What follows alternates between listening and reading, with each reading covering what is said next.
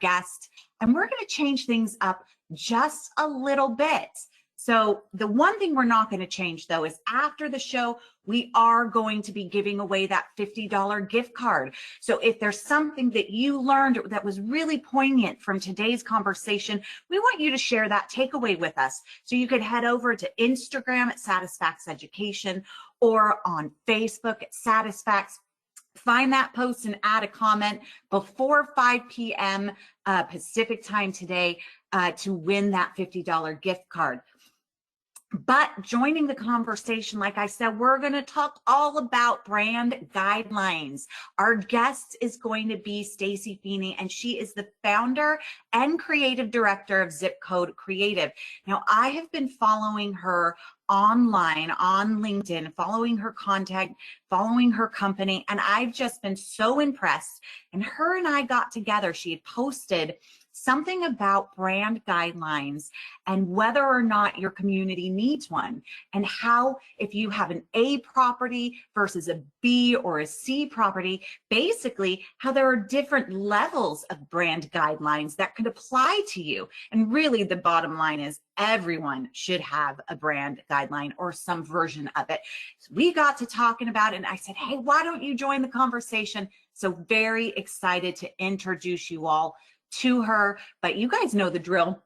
Before we start that conversation, we're going to do our Ready, Set, Respond polls. So if you've got your phones handy, go ahead and scan that QR code, or you can go straight over to slido.com 3044887. Now, actually today, we're only having one poll question, but I want you to keep that app open throughout the conversation, because we are going to allow you, or we've opened up the widget within Slido for you to ask questions. So as we're going through the different elements of brand guidelines, if you have any questions for Stacey that you want to ask, we'll be monitoring those questions through Slido. So you should see that as you get logged into Slido. You should see at the top the difference between the Q&A and the poll. So please feel free to ask those questions. We'll try to get to as many of them as possible. And bear with me if I make any mistakes or I miss your questions. This is the first time I've used this part of the application, so please bear with me on that. All right, hopefully you guys are all ready for our first and one and only poll question. And that is, we're just curious before we start this conversation. We want to know, does your community have brand guidelines? You could say yes if you've got them, no if you don't got them, or maybe you're unsure, maybe you don't know. Go ahead and weigh in on that question. So far, we've got 6 of you, 7 of you weighing in. 71%, yes, they've got brand guidelines. 14% saying no, and 14% not quite sure. All right, we'll talk about that. Definitely talk about that when we get into the meat and potatoes of our conversation. But before we bring out our guests, I want to do the numbers. You know, why are brand guidelines so important? And really what it boils down to is what we call in marketing speak, brand recognition, or also brand awareness. So the statistics around that is 55% of first impressions are visual, right? We make recognition, we recognize visual cues, and it takes 5 to 7 impressions for us to start to build on that awareness. So when we see something repeatedly over and over again, we start to have that awareness of that brand. We recognize it. 80% increase in consumer brand recognition when brands use a signature color and they stay consistent with it. You're going to hear that word, I think, throughout this conversation. The next statistic, 55% of consumers are more likely to buy a product if they love the brand's story. We're going to talk about how brand guidelines can contribute to that story. And 84% of marketers saying that brand awareness is their most important goal. And that, I think, is so interesting when there's all these things that marketers should be considering. 84% of marketing professionals saying brand awareness is very important. And I think this is a great time to bring Stacey out. Stacey, what do you think of these numbers? Hey everyone, thanks for having me. Yeah, these numbers are absolutely on par. Without brand awareness, marketing efforts, they're kind of falling short, right? They're not, what are you sending them to? What brand, when you're marketing, when you're putting out ads, if there's not a clear brand, then that awareness isn't being built. And so when we're talking about 5 to 7 impressions required to start building brand awareness, that's like, we're talking about how many times you see a product. Think about when you're on Instagram and they're showing you an ad, right? You might see that product 5 to 7 times, and then you're finally like, okay, yeah, that interested me the first time. Okay, now what is that? All right, seriously, now I'm gonna click and see a little bit more, and maybe by the 7th time they've convinced you to buy. So it's similar when people are shopping for apartments. The more they see the brand, the more they're going to remember it and eventually sign up to tour. Absolutely. Now tell me, how did you become the founder and creative director of Zipcode Creative? What was your career journey? Oh, thanks for asking. Well, so I actually, if we go far enough back, I studied photography. I eventually became self-taught in graphic design. And then I ended up kind of in the real estate world in general, which ultimately led me to being hired by a big property management company where I was an in-house graphic designer for 3 years. And we worked on probably 200 different unique apartment community brands throughout that time. And as many of you may be familiar with the layoff, I was laid off and had this portfolio of awesome graphic arts that we had created and the knowledge of the industry in multifamily. And I said, you know what, I love it. There's a need for this. There are much smaller companies than the one I had worked for that don't probably have an in-house graphic designer or maybe even a marketing team. And so they're going to need help with this stuff. And so I essentially said, you know what, I'm going to make a business out of it. We're going to create an agency that can come in supplementally and provide assistance for, creating those logos, the brand guides, and all of the, secondary graphic design pieces that you guys need to do your marketing. Absolutely. So today's conversation, we're going to focus on those brand guidelines. And specifically, we're just going to break down the different elements that should be included in a robust brand guideline. But as you and I were talking earlier, there are different variances of brand guidelines. Some you might think of like the Cadillac. They have everything. And I think that's what we're going to go through today. But then sometimes there's some elements that you might not necessarily need.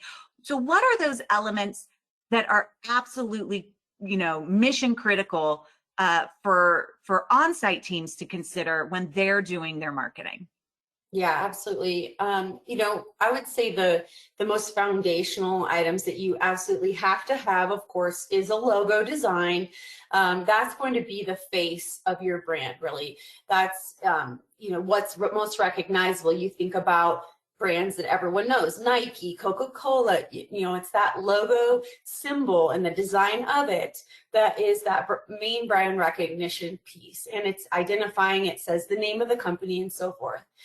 Secondly, I would say definitely a color palette and probably some fonts or typography, so that those few things, when you're designing anything that you're putting out in the world with your message on it, it's identifying with color, fonts, and that logo. At the bare minimum, you're going to need those things. All right, and we're going to talk a little bit more about those elements, but before we get to colors and logos and fonts, we start with our brand positioning and our brand attributes. Tell us a little bit about these two elements of the brand guidelines and why they're so important for on-site teams to have and how they should utilize these elements of that brand guideline. Totally. So brand positioning and the brand attributes are really something that define a brand's personality. And so, as you can imagine, humans relate to other humans. And so if a brand, although a brand itself is not a human, if it can be personified, then it will be more relatable. And so when we think of brand attributes, we're essentially assigning personality traits to a brand. So that's something that takes a lot of back end research and conversations with the owners of the brand to determine what those personality traits will be, but it's often things that we want it to be. We get to choose. You know, for us as humans, we don't maybe get to choose our personality so much. We just kind of are who we are. Yep. But with a brand, we can say, you know what, I want the world to see me as a certain way, fun or vibrant or more serious, or, you know, whatever it may be. And so when we determine that for the brand, that sets us up for all the other things that are going to come later, knowing that we're going to be, you know, using visuals and messaging to further showcase who we are as a personality. Yeah, I like where you said under brand attributes, you say, which celebrity would your brand be and why, when you're trying to figure out what those adjectives are that describe your brand.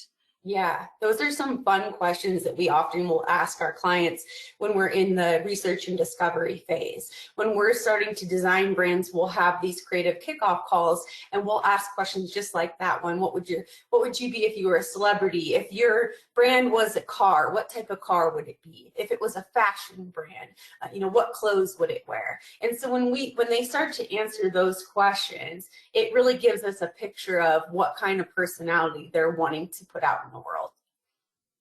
Great. So this, to me, seems like a foundation that we start to build upon with all the other elements. Is that accurate? Exactly. This is some of the work that we do behind the scenes before the rest of, you know, the final brand that the world will see is resulting. We do these type of discovery conversations first, and they're usually more internal inside of the brand guide, but it helps guide you to think about, okay, you know, when I'm going to put out a marketing message or say there's a special that we want to, you know, tell the prospects that we are, you know, we're offering something special, or what our amenities are, right? We know how we want to speak about that. How should we phrase those messages? And that all comes back to this foundational work. Yes, absolutely. So then the next set of elements in the brand guideline, I think, build on top of this, right? So we're now thinking about what you call the ideal resident profile, the IRP, which I'd never heard before.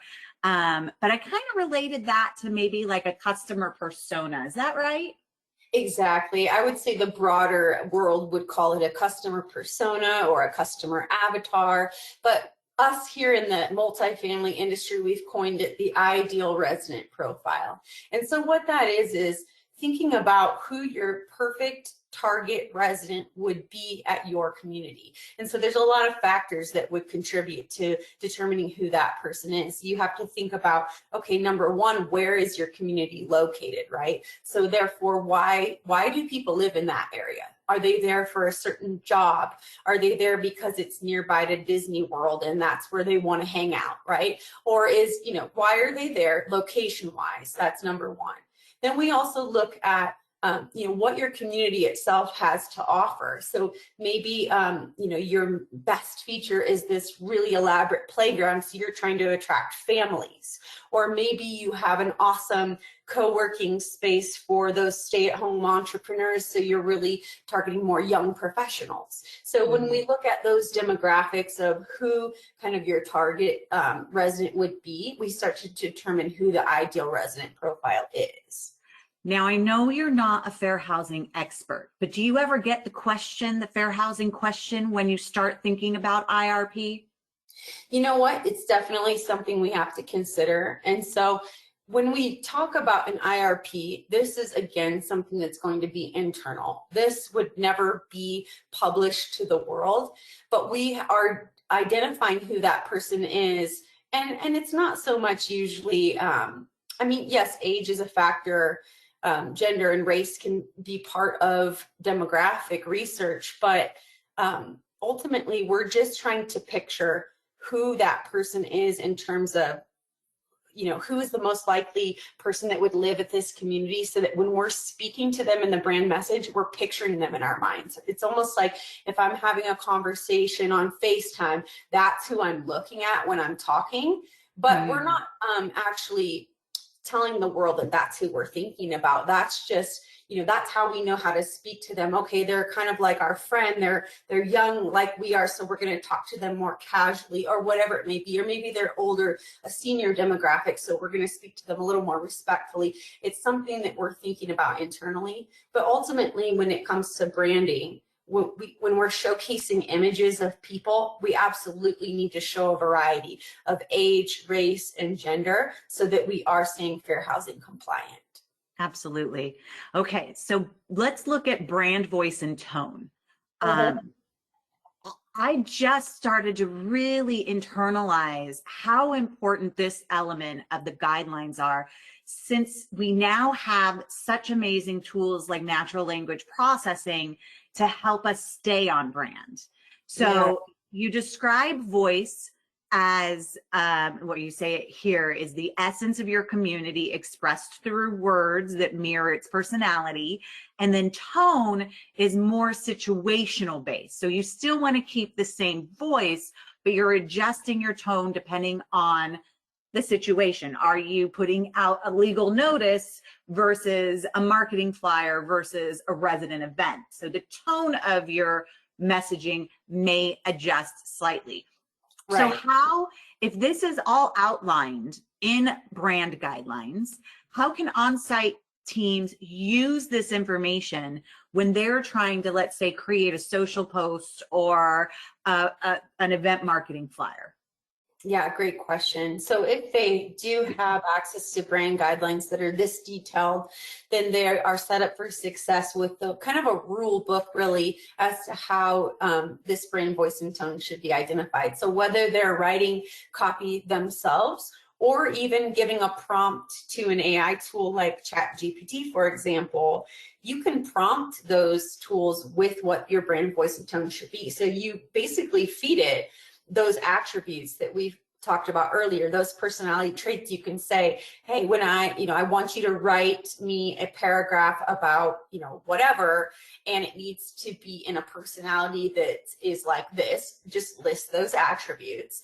And the tone needs to be more serious because it's, it's a resident, like the example you gave, that was a more, serious announcement we need to make. Or, hey, we want it to sound more fun and more casual because it's a fun event that we're hosting, and that's what we're talking about. So whether you're writing it yourself, you can use the brand guidelines as that guide, really, as to how to write, or feeding it to an AI tool. You'll know what has been determined for your brand based on the brand guidelines. Awesome. Guys, make sure if you have any questions for Stacey, you go ahead and use that Slido app and put them in there. We had one question so far. It was just asking if this presentation will be available on a recording, and of course it will be. You will receive that recording in your email after the call is over. All right.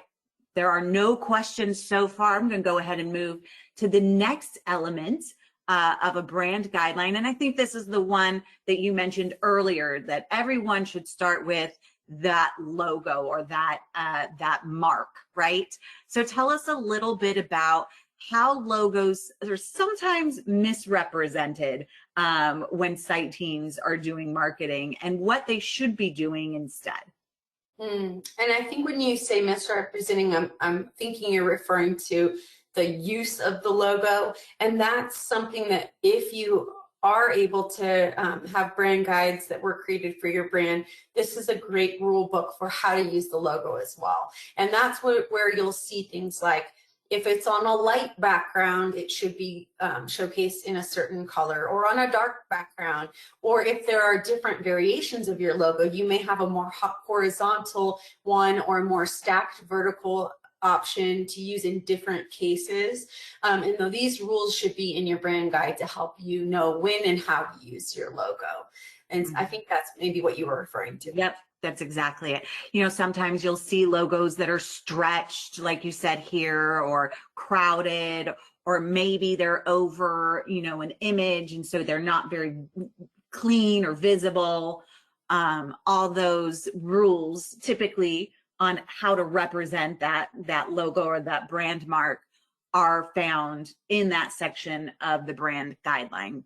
Yeah, absolutely. And the main point, the reason for that is we want your logo to show very clearly, easily legible and readable. And so we don't want, it to be clouded or cluttered. And that's just a way to help someone who's maybe not a designer by trade know how to do design better if they're DIYing and throwing something together. Perfect. All right.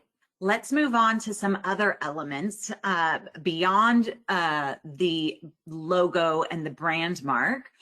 Typography and design elements. Let's talk about typography, because I've always struggled with what font should I be using, right? Especially when I do have brand guidelines, but whatever program I'm using, that font's not available. How do I go about matching what I'm trying to do with what the brand guidelines are telling me to do? Totally. Yeah. And so again, if it's an ideal world, your brand guidelines will give you very specifics on what fonts to use, and hopefully they would come with a folder with those font files. And so many people may not realize that a font file is something you can easily upload into your computer, and it will now show up in your programs. Whereas the programs on your computer, such as like Microsoft Word, are only preloaded with certain fonts that are pretty much standard. You'll see everywhere, like Arial or Helvetica. You've probably seen these words before. But if your brand is using a more unique font, you'll have to upload that into your computer to have access to it in your programs. Now, if you don't have access to this level of detail provided to you from whoever created your brand, you can always search. There's tools out there. One called DaFont, DAFONT.com, is a free place to find fonts, and you can always search on there and look for ones that are similar. It's not ideal. As a brand creator, I want you to use the exact fonts that I've determined for your brand, but if that's not possible, you can always look for ones that appear similar. And one thing that's kind of neat about fonts and typography is how much personality visually can actually come forward in a font.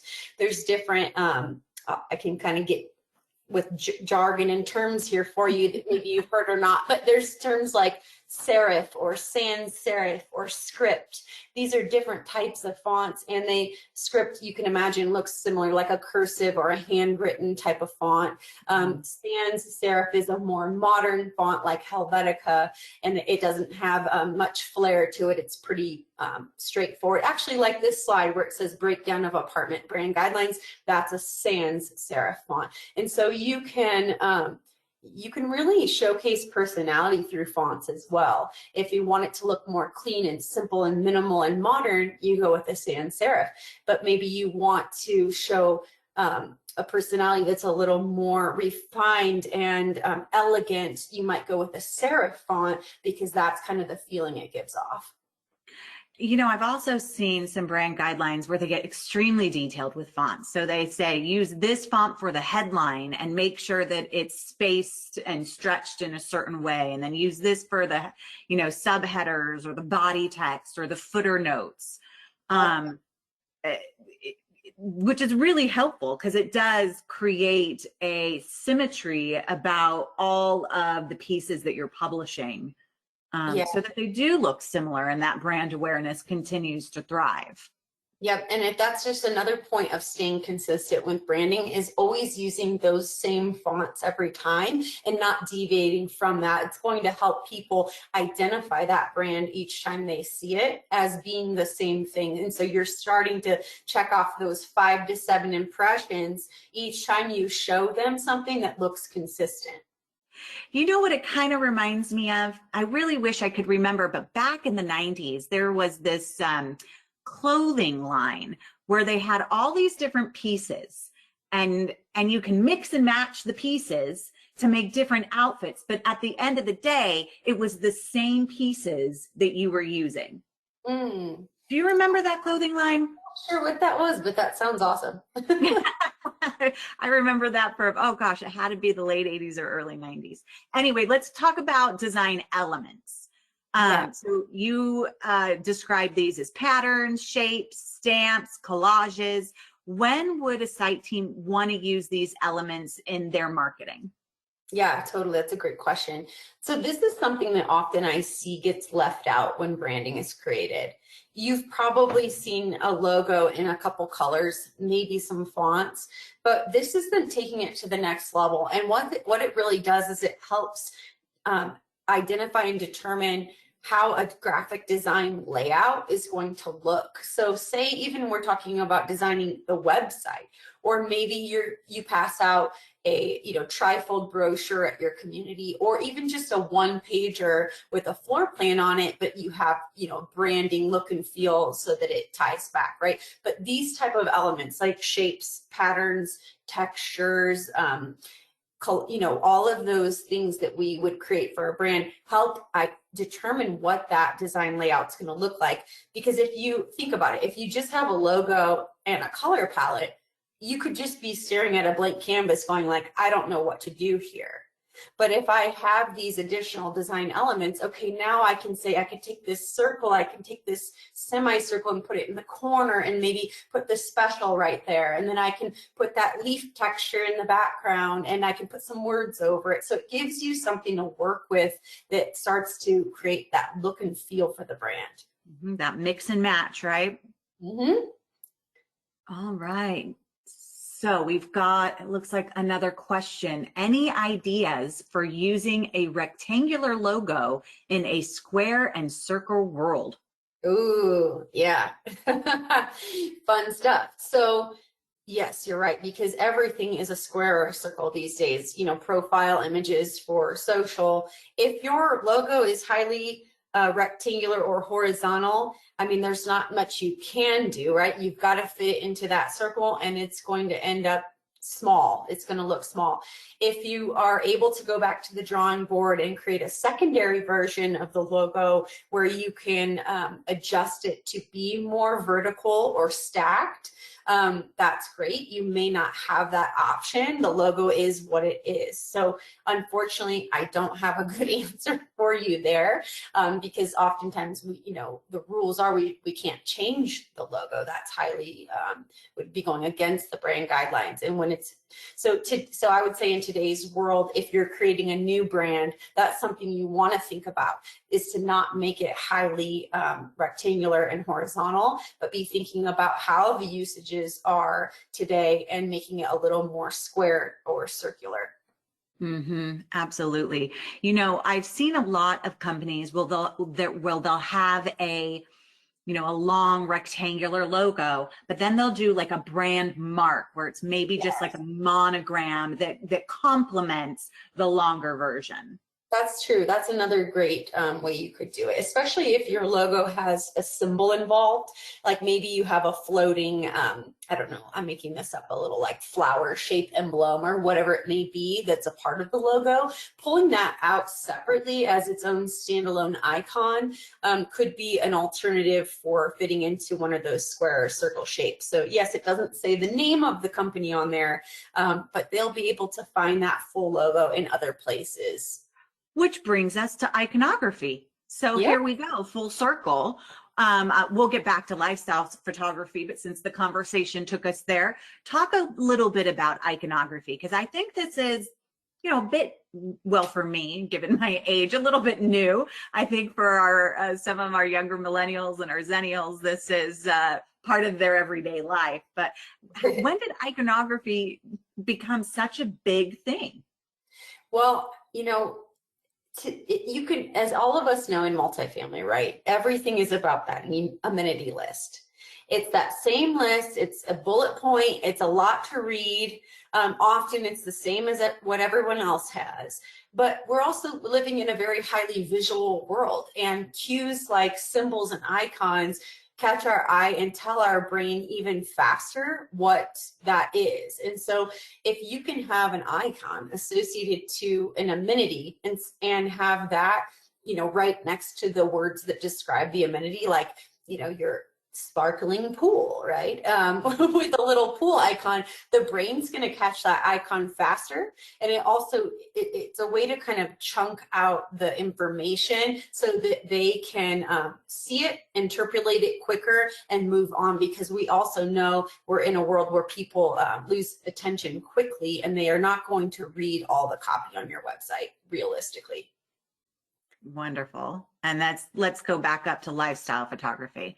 So part of the brand guidelines, as I understand it, you could correct me, is it's going to give you some sample photography that embodies the look and design of your brand. And so when on-site teams are looking to design, it's not saying you could only use these images, right? It's saying use images that are similar. Is that the case? Yeah, absolutely. When we create brands, we try to create curate a library of these type of photos that will be available to the end user. But you can always find additional images that kind of match within that same realm if you need them. But the reason we do lifestyle photography as a supplement to showing the actual property photography. Well, number one, if your community is newer and under construction, you don't have photography yet. So this is a great way to show imagery that people can connect with. And whether you have photography or not, it helps, it really helps to create a vibe, if you will. And so it's another visual cue to that personality you're trying to portray that can be done through your words, your messages, but here's how you can do it through your visuals. So this example you're seeing here on the screen is, you can see there's this kind of speakeasy, kind of dark and moody, elegant but fun. Like you get these feelings emitting, and evoking from just those images.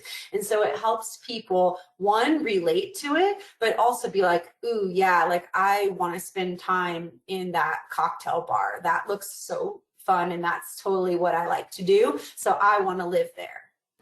What are some resources for on-site teams if maybe they don't have a library already of lifestyle photography where they can go and curate a library of their own?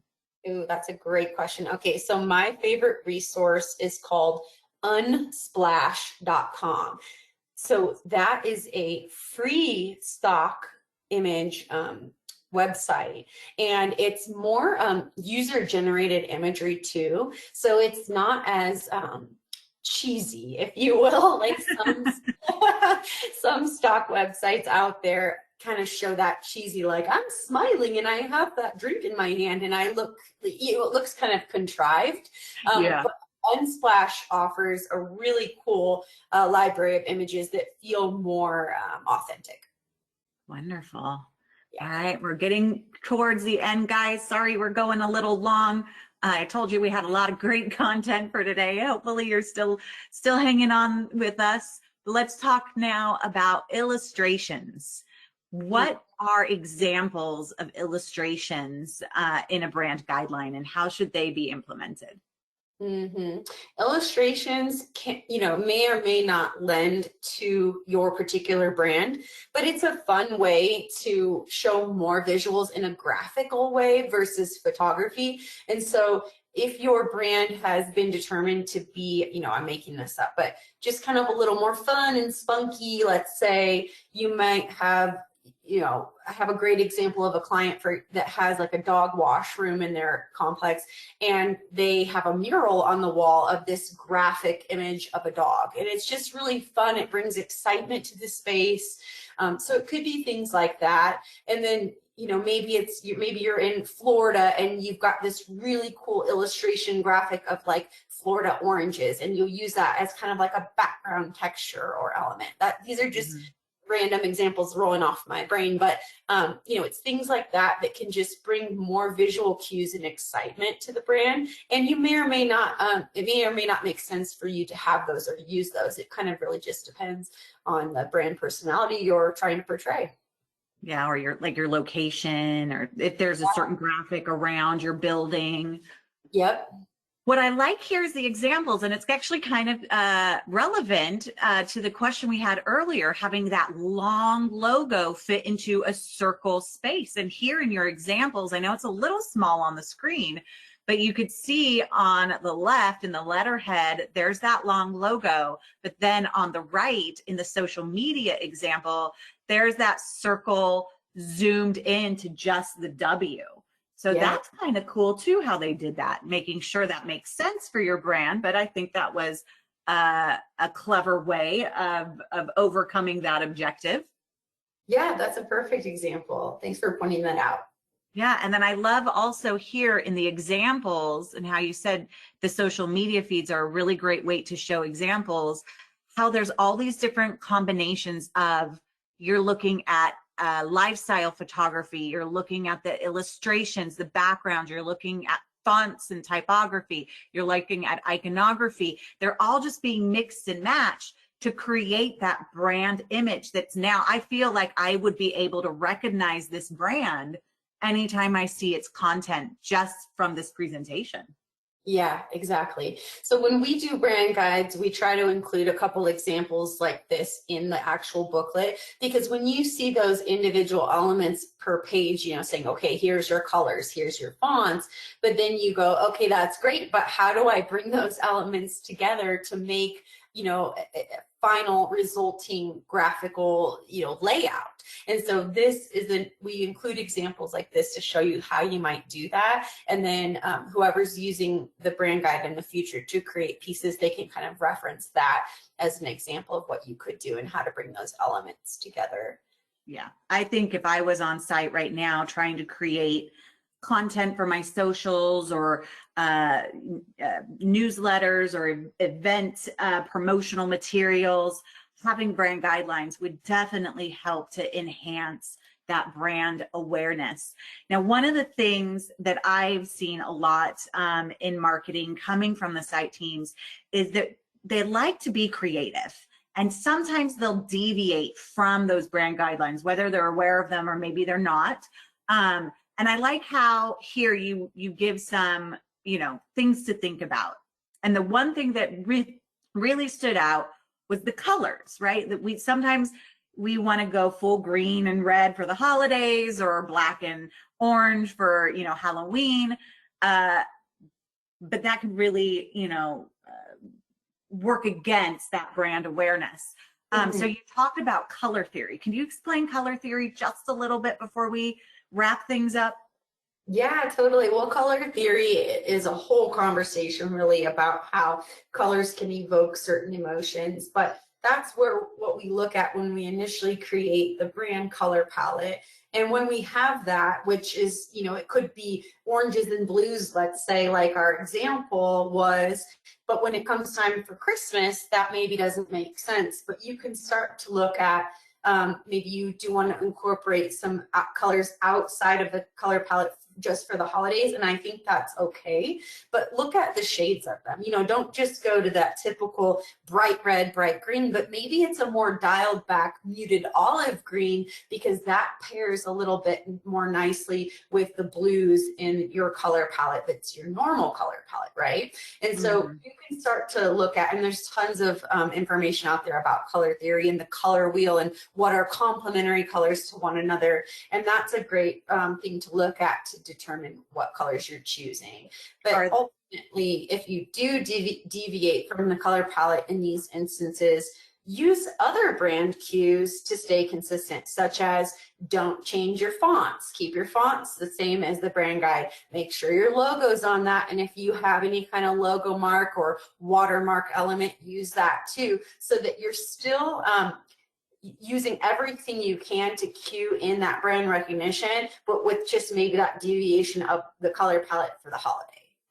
Got it. Got it. So are there any tools or resources you can share with our audience for color theory to maybe plug in their colors and see what is complementary?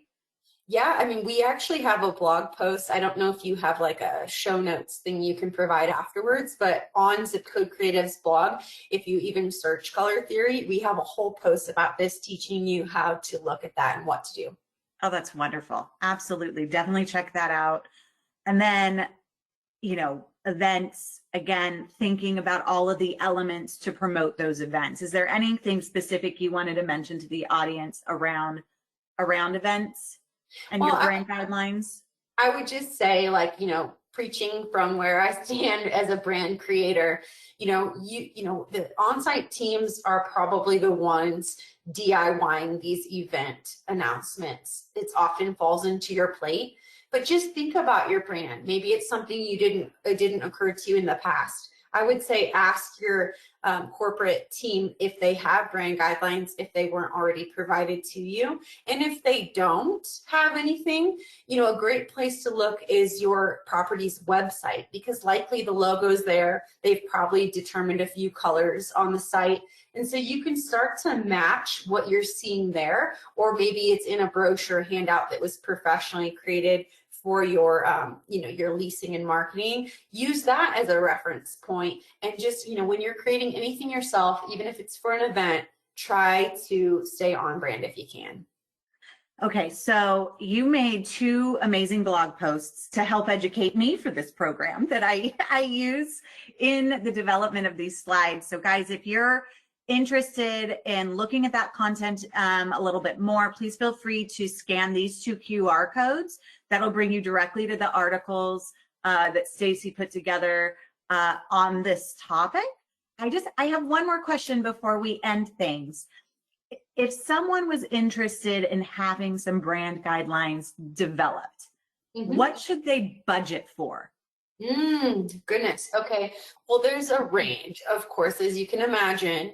And I do think that depending on your property class, whether it be new construction, A class, down, you know, C class, whatever it may be, I think the budget will look a little bit different for you, because you may not necessarily need all the bells and whistles that we showed in this example today. That's really more for a class luxury community. You know, so I would say the range, to answer your question, could be really anywhere from maybe $2,500 up to $20,000. Yeah, I've seen brand guidelines at 20,000 before, for sure. Yeah. Very interesting. Well, thank you so much. Before we wrap things up, guys, if there are any other questions, go ahead and put that into the Q&A. If not, I want to thank you so much for joining the conversation today. Remind you that we're doing that social challenge. You can win a $50 gift card if you go to our social pages and comment on those posts before 5 p.m. with your biggest takeaways. Stacey, have a wonderful holiday. Thank you so much for joining us. Well, thank you so much for having me, and you all have a wonderful holiday too.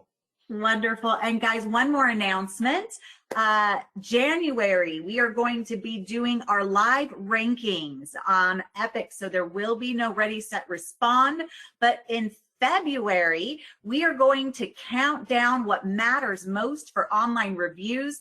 We're going to be publishing our biennial online renter study early January. There are some very interesting findings, some very maybe things we didn't think about, relevant facts and data supporting the idea that we need to rethink how we're doing reputation management and rethink what matters to renters when it comes to online reviews. I cannot wait to share that data with you, and we're going to do that in February 15th.